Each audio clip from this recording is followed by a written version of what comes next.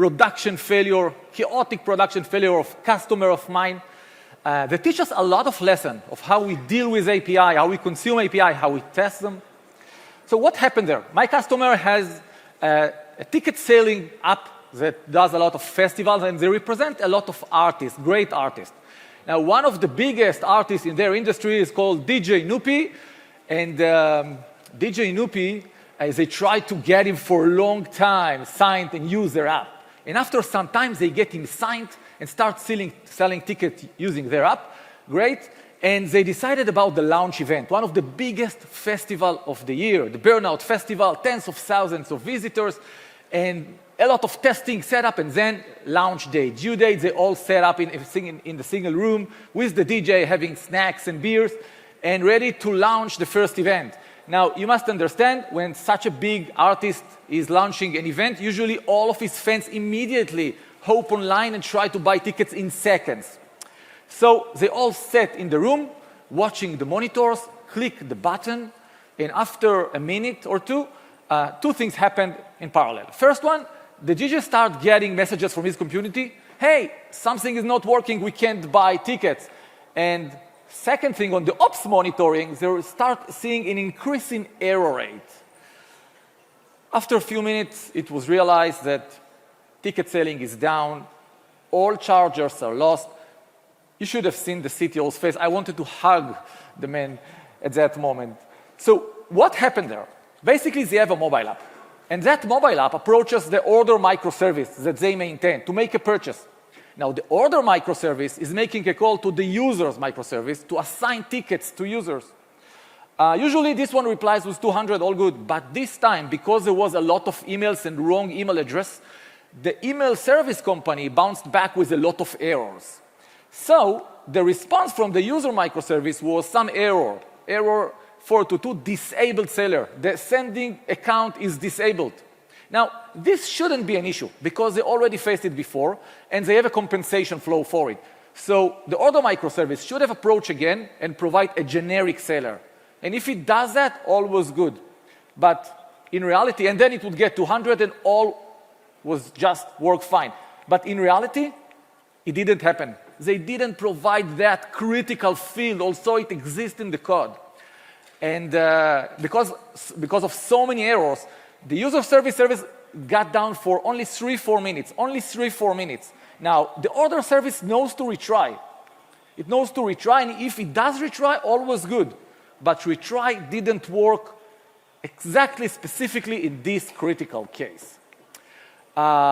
Weirdly enough, all tests pass and the functionality exists. So I asked them, can you show me the code? Let's learn a lesson. So they showed me the code. This is how they approach the user microservice. See here, Axios call. Let's call the user microservice from the order.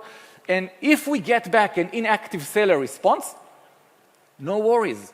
We will approach again. We will retry and provide a generic seller. This should save the day. And also, if there are a lot of downtime and timeout, then they call the backoff function. They should make them retry, but in a backoff fashion. Code looks good to me. I asked to see the test, and they have a great test there. See, when the seller is disabled, then we want to succeed with a generic seller. So we want to test the retry. For a start, they craft a payload for a new order, a new purchase ticket, approach their own API, their own route, and try to put a new order in the system, and check for a successful response with data. All good except that this should fail, obviously, because under the hood, remember, the order microservice should approach another microservice, but I don't have that microservice on my computer, so we need to do something. We need to mock it. Well, the worst thing you can do is mock your own code, because then it's not tested. So what you probably want to do for a start is mock on the network level, have a network mocking. There are two great libraries in our industry. I'm going to present with Nock and show you what is network mocking. Nock has a beautiful API, by the way. See, you can, with Nock, instruct it and tell, hey, when someone is approaching that URL and that path, I want you to intercept the call. I want you to disallow it. In under the hood, Nock patches the Node.js HTTP request, and now it controls the network. With that, you can simulate anything, like, I want to say here, for the first time, when someone is approaching that user, service, please reply with error and say, hey, it's an inactive seller. We want to simulate that failure. And then on the second time, if someone is approaching it again with a retry and provide a generic seller, then all good. Then we save the day. And all tests pass. Test looks great, all tests pass. However, production is down. So after 3 hours only of investigation, they found part of the reason, and it was really embarrassing. The reason is that in their code, they check for inactive seller status. But in reality, what the other service returned is disabled seller. It's a different status. Now you might wonder what a careless developer, such a stupid mistake. But think about it. In reality, she has to deal with 70 fields, other fields, and 7 other outs, and so many details that it's easy to overlook that small details. There should have been a protection layer here, right? And in overall, we know how to test inside these components, right? Unit test and all of the TypeScript. But this ocean between components, between backends, comes with so many risks, to name a few examples here. How do we test this? The literature is not as, the knowledge about this testing is not as solid as with traditional testing. And this is my goal today with you. In like 25 minutes, summarize what are the options here. How can you get confidence about this risky ocean? Why learn about this from me? First, I'm a nice guy. But if you need other reasons, I'm a developer, a consultant. I was engaged with more than 50 big firms about working with their teams about testing. I hold workshops, and I try to pack all of this knowledge into an online course in testjavascript.com. So if I want reliability, maybe I should go with end-to-end test, right? Test everything together. And if you ask me, the answer is hell no. And for many reasons, but if I should pick one that is really critical, is end-to-end test inherently allow API passes only. Why? Think about it. You want to trigger some 503 HTTP response. So you ask, hey, please respond with this. You get 200 response, right? Because there's no mechanism of how you mock a remote process. We had a disabled seller scenario here, right? There's no way of creating a disabled seller. It's not a data, it's a state, it's an internal state of a remote service. So end-to-end will always push you toward shallow paths. And I think we can frame, so what is a viable option? I think that if I ask each one here, please go aside, take your computer, Google it. Try Google it. Look at NPM, maybe YouTube. You will all come with the same name, the ones that appears over the first page, and it is packed. Now, I'm about to explain what is packed in under 2 minutes. And there is a reason why I want to spend only 2 minutes on it. Basically, packed is a concept and a library to ensure that an API provider and consumers are aligned. And the flow is unusual. See, it all starts from the consumer. So it's the consumer who drives the API definition.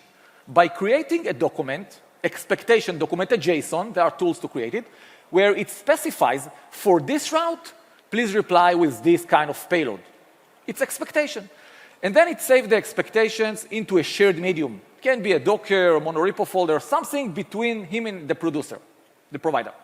Then the provider grabs this document and replay it against itself. So it grabs the document and try every route and every request against its own real API. And if there is some mismatch, then there is an issue that is discovered early. Then later on, it saves it's as a report in the shared medium, and both parties are aligned. Nice, unusual. Is packed good for you? I'm going to try to be a little opinionated here and say that, to my humble opinion, I think that in 80% of the cases, the answer is no. And now we have a problem here because who am I, a bold and also bold speaker, to go against the industry standards and tell you, hey, don't use the tool that is ranked #1 for everyone. So you probably need evidence, right? And I'm going to provide you with 2 evidence of why packed is maybe not your tool. Evidence #1 is see the NPM downloads over time. Like you see similar tools here, like Postman, Knock, but packed is there on the bottom with blue. Now, I don't care about the small amount of downloads. I'm mostly concerned with that. For 3.5 years, there's no increase. The platform is growing, good tools gets more users, no new users for 3.5 years. You see an adoption problem here? That weird workflow maybe doesn't click for many teams. I don't know, but you need more evidence, right? So I'm going to provide one more strong evidence really soon. And I think we can frame the good and bad solution over this graph, where on the y-axis, we have how much complicated is the tool. And on the x-axis, how much it is reliable, how much it brings confidence. And we saw disconnected mocking is naive. End-to-end is just not reliable and also complex. And packed is too cumbersome. So what is valid? Let's start see some viable solution and start with the first one, static OpenAPI client. The idea here is that the provider puts an OpenAPI document in some shared medium. What is a shared medium? Monorepo folder, NPM package, whatever. Though the consumer grabs that OpenAPI and generates types and static client and can realize mismatches early. Why OpenAPI? Why not Zod? Zod is great. Or others, validation libraries. Well, they are great. It's a viable options. But OpenAPI is kind of the industry standard cross-language that has a very vast ecosystem of tooling and extension. So it's a great spec to bet on for that kind of testing. So how does the workflow look like from the consumer? I'm the consumer. I have an OpenAPI from the provider. I want to start working with it. OpenAPI has an official project for generators. CLIs that will generate types and clients for me. Java, typically every language gets one. Java, you get one.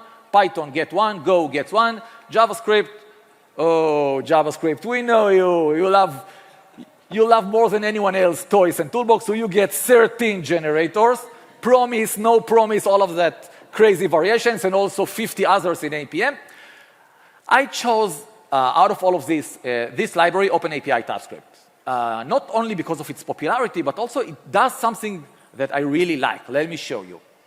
For a start, as the consumer, you need on the post-install event to run the CLI and ask it, hey, please generate types and client for me locally. Afterward, you get locally this. You can start coding with this style. So here you want to approach the other microservice. And what you do is you start the library, provide the base path. Then you make a post request. Now you need to specify a route, right? So you get very nice autocomplete. Can't make a mistake with the routes. Very nice autocomplete. And overall, many generators give you functions that magically does a network request. Here it feels like API. It feels like a standard thing. Next path, next step, you want to provide some query string or mandatory param. If you omit anything that is mandatory, like see, I commented out the path here, TypeScript yells at me right away, hey, mistake here. And in overall, you get great coverage. Almost any API mistake is being discovered during coding. Then we provide the body and other params. Does this syntax look familiar? It's fetch. It's exactly the fetch signature. So I really like it because you keep using your preferred HTTP client. No changes, no abstractions, keep reusing your entire code. Just get a layer of protection on top of it. And how does it make our test better? So remember this test failed to realize the failure before. Let's run it again. Now, we can grab the response type of the API, right? The tickets post response. We have the type locally.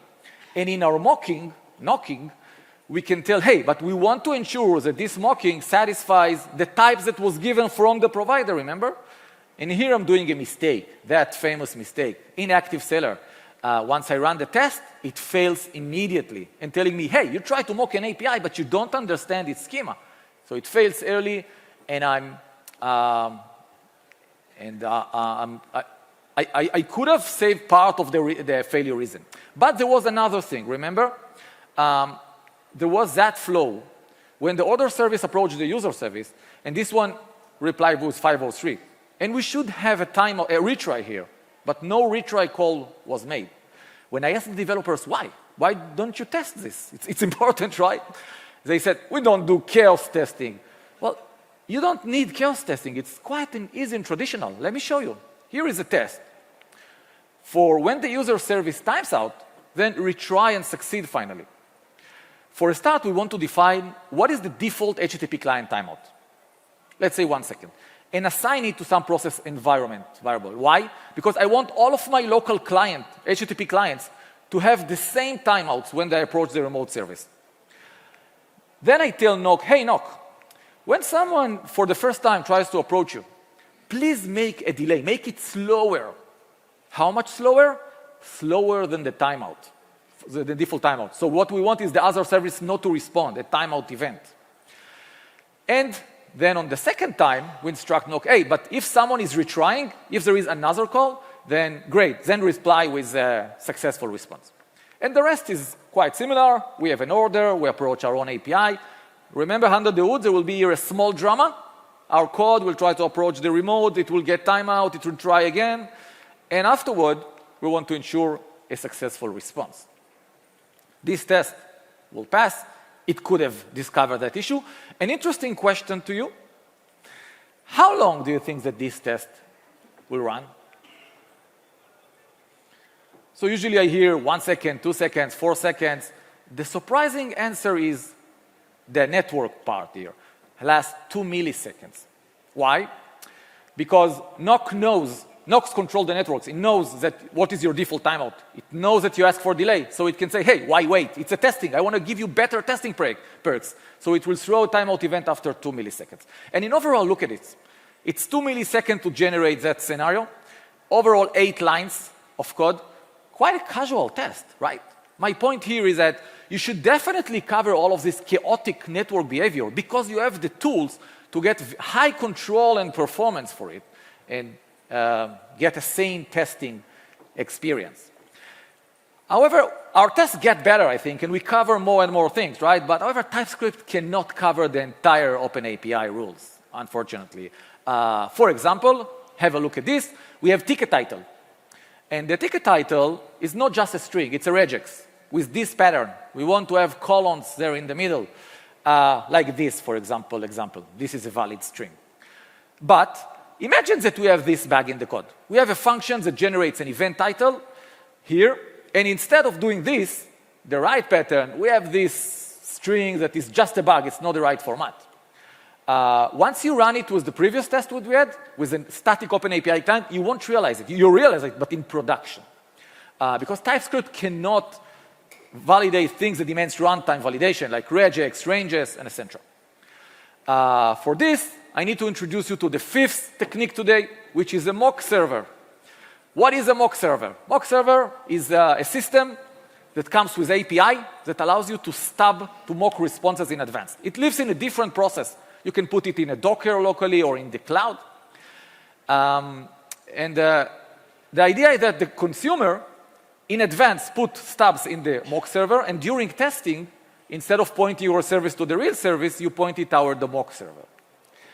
Which one should you choose specifically? Well, the market is definitely not short of options. Did you know that even Postman allows acting as a mock server with OpenAPI verification? Very nice. I want to demonstrate with a tool that is called WireMock, a very popular one. And this is how it looks like. For a start, you have to define some kind of mock, a request with a path. And then, what should be the response for that path? Then you get back a URL, and you instruct your test to approach that URL instead of the real service. Makes sense. It also packed with a lot of advanced features that you don't get with your traditional in-code mocking. Like, I just chose 3 interesting. You get a request log. So if something goes wrong in your test, you have a log, UI log of all the requests, and you can filter out and search and diagnose. Do you see that warning icon there at the bottom? We'll get back to it very soon.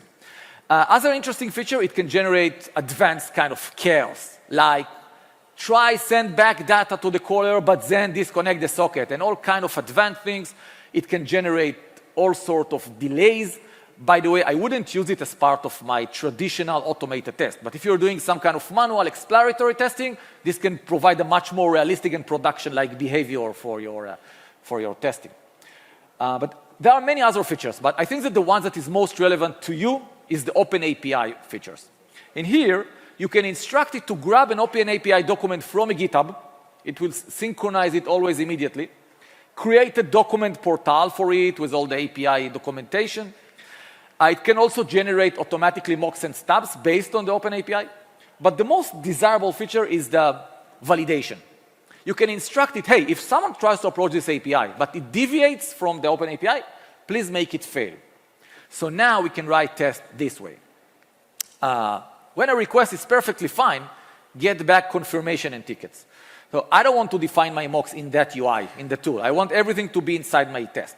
So I have to approach the admin of WireMock at the start and define a new mock. It's quite verbose, but it just doesn't come with any NPM library for you with some syntactic sugar. And here we have to instruct it. If someone is trying to approach that microservice, please respond with this. And the rest is the same. Only, notice the mistake here. Remember, ticket title has a specific format, and I'm violating it. We have a bug. Now, when I run the test with WireMock, it fails. It fails. Why it failed? Well, you might realize the error in the log, but you also might not, right? You'll see something in the log, you might skim through it, but let's assume that you don't find anything, you don't understand. So it comes with a nice feature. When you get online and look at the request log, and see the last request here, it has some warning symbol here. And when I click on that warning, it tells me, hey, you have ticket title, this is what you provided, but the OpenAPI specifies something else. So it marks for you exactly where something is wrong in the request. So you know so in other words, under the hood, WireMock got a request from my code. It realizes that it's invalid request. It returned 500, made my test fail, and shows me exactly where is the failure. Very nice OpenAPI workflow with it, and it covers the entire document. Our tests, I hope, becomes more realistic and good. However, we will probably get bite by the known state problem. What is the known state problem? Consider this UI, front end, okay? And we here create new orders and assign tickets to user. So the title here is valid and the user is valid. When I click create, see on the right side there is a grid. I click, yeah, there is a new order in the system. It works. This is my machine, all perfect. Let's try again. I'm clicking create and I have a new order. All seems great also in QA environment. Nice. But then in production or in CI, if we are lucky, when we click create, there is some loader and nothing happens on the right side. So I click stronger, doesn't help. Stronger, nothing. But it works on my machine, so what happened? Why? And yeah. And the reason is and the very common reason is unpredicted state. Unpredicted state is something like as follows. Like you add some data to an external service, but then some background processing is needed. Some cron jobs that runs every 10 minutes or a message queue or anything similar. And when we approach again and ask, hey, please give me the tickets of the user, maybe there's nothing in return. Maybe it has, maybe it doesn't. There is some async craze here. Very common, right? And mocks, everything we did thus far is mocking. Maybe it's an advanced mocking, modern mocking, fancy, great, but it's mocking. And mocking always naively assumes the state of the mocked system, which is a downside. And to cover this, I need to introduce you to the sixth technique today, which is a fake it. What is a fake it? In a fake it, the provider generates a replica of itself for testing purposes. What exactly? Well, there are different implementations, but usually it's a simplistic implementation of the service, usually in memory, and better testing perks. We will see code soon. And the consumer now can get a very realistic stateful behavior. Let's see how. Consider that I'm the provider, the user service. I create a library. Users fake it. And this one will have exactly the same API, like the real one, but better for testing. Why better? Let's see. For a start, we need API, right? So let's use Express, because version 5 is coming soon. Woo! Just kidding, it's not true. You know that it will never happen. Then we need to create some state. Two states. One is for pending tickets, and the other is for approved tickets, exactly like the production. Then we need typically 3 layers to create a fake it. Layer number 1 common testing functions, functions that are needed for my test to run, like a start. It needs to start my API, my server. So we start the express here. We use port 0 that will randomize a port for me. This way we can run multiple tests in parallel, in multi-process. And we return the address, the chosen address, to the test. And other functions like clear the state between functions and others. Then in layer 2, we need to create exactly the same routes like the real one, but simplified for testing. Here is the post route to assign tickets to user. It's as simple as create a ticket and put it in the local array, the pending tickets array. And in the get route, all we do is return the data of the approved tickets. Different array. See, you add something and you get nothing in return. Why? I want to expose to the test the worst possible state that can happen. But what if the test wants to simulate that you put data and get back? How do you ensure that you get the right data back? For this, we need to also expose some backdoors to the test. A backdoor is something like this: process pending tickets. I let you get into the internals of the microservice and do things that are not possible without that backdoors. And process pending tickets will move all tickets from pending to approved. So how is the test better now? This is the test. I'm getting back to the consumer side. For a start, we import that fake it, and in before all, we start it. Call the start function, get back the dynamic address, and set it in a process environment variable. Because we need all of our local code to be aware, where is my user service URL? How do I approach it? Well, this is your URL. Not the real one, approach the fake, please. Then in the test, when adding tickets, we want to ensure that we got everything back. Something is going to be a little bit different. For a start, we want to create a new order. Under the hood, it should assign tickets to the user. Note that no mocking here, no knock, no wire, no mocking. We're working with kind of a real, fake real system. And then, after adding an order, we want to get back the user tickets and ensure that indeed there is one ticket here. But luckily and beautifully, the test will fail and tell me, hey, you think that you should have one ticket, but there is 0. Because you don't understand how the other service works. It will not return to you right away the right amount of tickets. You are being exposed immediately to reality, to how the other service works. So how can I fix this? I need a backdoor. So here, I will approach and tell the fake it, hey, please move to the desired state, move to the state that I want. And this is the big difference from end-to-end. While in end-to-end, you are bounded to shallow passes. You couldn't simulate this. With the fake it, you can simulate and get to all the desired corners. But there is one challenge, like maintaining a fake it that is similar to the real one feels like demands a lot of effort. And also, how do you ensure that they are updated? So a nice trick is that anyway, you have tests against your provider API, right? Some black box testing that approach your provider API. You can replay the same test, no new investment against the fake it. And if the test passed, it means they are probably the same. At least their external signatures, their external behavior is similar. So let's pack and crystallize what are the valid options for you. Let's start by removing the invalid ones. Great. What about packed? So I promised another evidence, right? Where is it? Here it is. A year and a half ago, Pact published a document, and they say, okay, we realize that we have a problem. We are doing weird stuff. From now, we have a new model. You can bring your own mocking tools. We now conform to the industry standards, and we're about to rely on OpenAPI. In other words, Pact is now here. It's a mock server. It's not a category by itself. It might be the best mocking server. I don't know. I didn't try the new model.